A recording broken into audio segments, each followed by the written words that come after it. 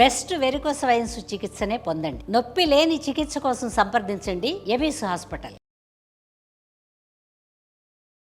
నమస్తే రమగారు. నమస్తే జయ. రమగారు, మనకి కార్తీక మాసంలో కార్తీక సోమవారాలు చాలా విశేషంగా పూజ చేస్తాం కదా. కార్తీకంలో అంటే కార్తీకము ప్రత్యేకమైన మాసం కదా. మొత్తం అంతా ఉపవాసం ఉండే వాళ్ళు ఉంటారు, ఉండగలిగే వాళ్ళు, అది వేరే కథ.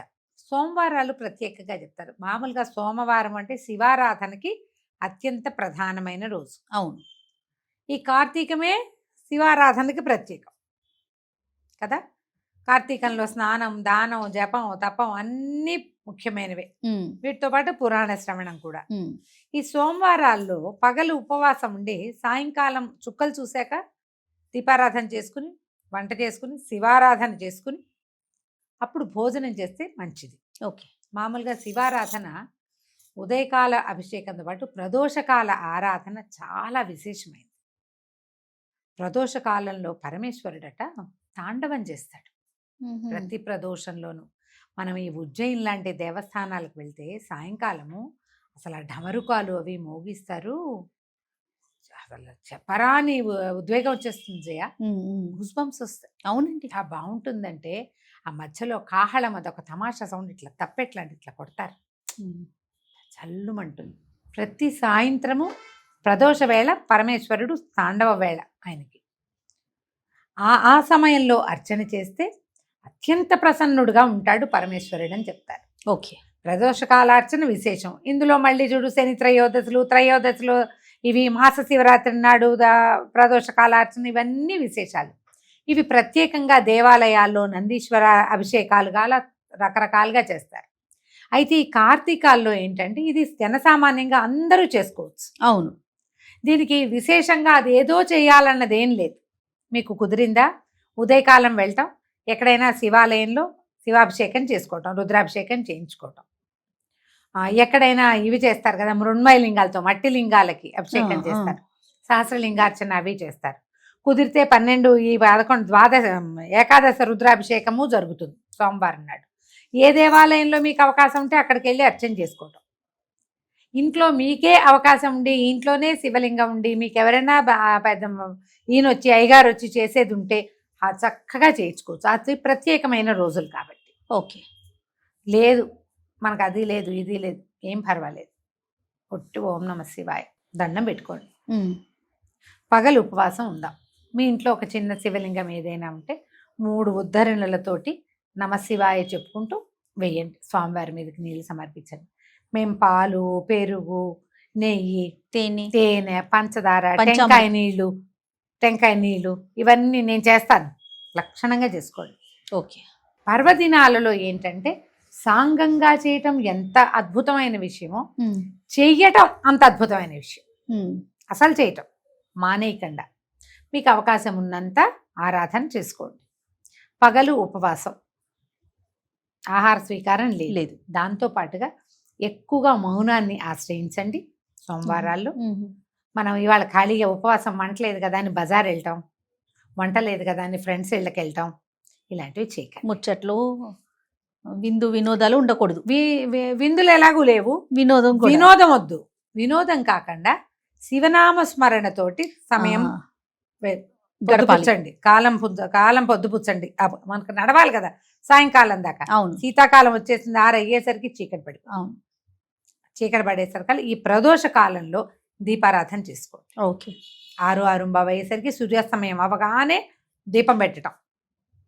ఆ సమయంలో ఓం నమ శివాయ అసలు ఒట్టి పంచాక్షరిని 100 సార్లు చదువుకోవటమే అద్భుతమైన ఫలితాన్ని ఇస్తుంది. కుదిరి ఆ సమయంలో మీరు ఏ దేవాలయానికైనా వెళ్ళి దీపం పెట్టుకున్నారా ఎక్సలెంట్గా ఉంటుంది, చాలా మంచిది. అవకాశం దొరికితే. ఓకే. మీరు ఉద్యోగస్తులు, అది మీకు ఛాన్స్ లేదు, అవకాశం లేదు, నామస్మరణ చేసుకోండి. అమోఘంగా ఉంటుంది నామస్మరణ చేయటం. తర్వాత ఇంటికి వచ్చి మళ్ళీ ఒకసారి స్నానం చేయటము, అవకాశం మీకు ఆరోగ్యం సహకరిస్తే, లేకపోతే కాస్త కాళ్ళు చేతులు మొహం కడుక్కుని బట్టలు అవి మార్చుకుని ఒక మాట దేవుడి దగ్గర దీపం పెట్టుకుని దండం పెట్టుకుని ఏదైనా చదువుకున్నది ఏదైనా ఓళ్ళన్నా శివ పంచాక్షరి ఎన్ని ఉన్నాయో నామాలు. అవును. ఎన్ని రకాల స్తోత్రాలు ఉన్నాయి. మన బిల్వాష్టకం, లింగాష్టకం, బిల్వాష్టకం, లింగాష్టకం ఉన్నాయా. తర్వాత ఏమో శివమహిమ్న స్తోత్రము, శివ మానస పూజ. నమ్మకం చమకం కూడా చదువు నమ్మకం చమకం ఆడవాళ్ళందరికీ ఎక్కడొస్తాయమ్మా, అవి నోరు తిరగదు. కష్టం కదా. నమ్మక చమకాలు మగవారు చేయటము, పురోహితులు ఎవరైనా ఉంటే అవకాశం, మన దేవాలయానికి వెళ్తే అది కుదురుతుంది.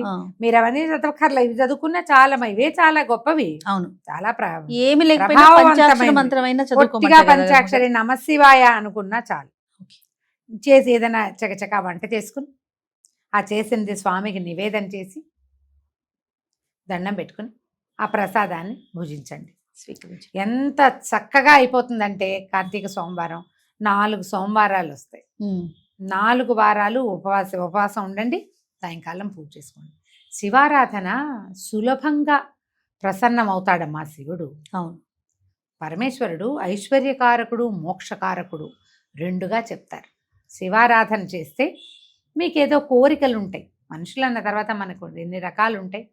ఉద్యోగం కావచ్చు, సంపద కావచ్చు, ఇంకా ఏదో మన జీవితంలో ముందుకెళ్ళటం కావచ్చు.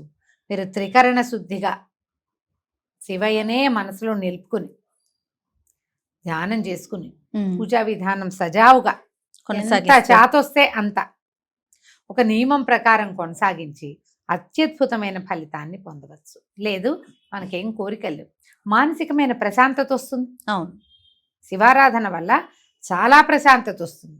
మీకు ఏది కావాలంటే దానికోసం హాయిగా చేసుకోండి. 4 సోమవారాలు వచ్చినాయి, 4 సోమవారాలు చక్కగా సుసంపన్నం చేసుకోవచ్చు మీ అవకాశాన్ని బట్టి. ఇందులో ఏమిటంటే మేము ఉపవాసం ఉండొచ్చా అని బోళ్ళంతమంది అడుగుతారు. అవునండి, బాలింతలు, పిల్లలకి పాలిచ్చే వాళ్ళు ఉపవాసం జోలికి వెళ్ళొద్దు. ఓకే, గర్భవతులు వద్దు, చిన్న పిల్లలకి ఉపవాసాలు చెప్పరు, వృద్ధులకి ఉపవాసం అక్కర్లేదు, అనారోగ్యంతో ఉన్న వాళ్ళు, ఏదైనా మందులు మాకులు వేసుకునే వాళ్ళు ఉపవాసం అంటే ఒక రకంగా చేసుకోవచ్చు. ఎట్లా స్వామివారికి నివేదన చేసేయండి, పొద్దునే మీరు చేసిన వంట అది భుజిస్తే ఉపవసించినట్టే. కాస్త కొంత నిశ్శబ్దం పాటిస్తూ కొంచెం శివనామస్మరణ చేసుకుంటే గర్భవతులు కూడా 7 నెలలు వచ్చేదాకా నామస్మరణ, తర్వాత కూడా నామస్మరణ చేసుకోవచ్చు. అదేలేండి, కొంచెం దేవాలయ దర్శనాలకి వాటికి వద్దని చెప్తాం, కానీ ఇది కూడా ఉపవాసమే. స్వామివారికి నివేదన చేసిన పాలు పళ్ళు భోజనము అన్నము వంట చేస్తాం, పొద్దున అదంతా చూపించి నివేదన తీసుకోండి. సాయంకాలం మళ్ళీ దీపారాధన చేసుకుని దండం పెట్టుకోండి. చక్కగా ఈ ఉపవాసం కుదురుతుంది. ఉపవసించడం అంటే అన్నం మానేయటం అనే అర్థం కాదు, భగవంతుని సమీపంలో ఉండటం. మనం ఈ ఉపవాసంతో అంటే భగవంతుని సమీప వసనంతో చక్కగా మనం సోమవారాలని సుసంపన్నం చేసుకోవచ్చు. మీ అవకాశాన్ని బట్టి చేసుకోండి. 4 కుదరలేదు, 1 వారం చేయండి కనీసం, మానేయకుండా చాలు. అలానే రమ్మగారు, నమస్తే. నమస్తే.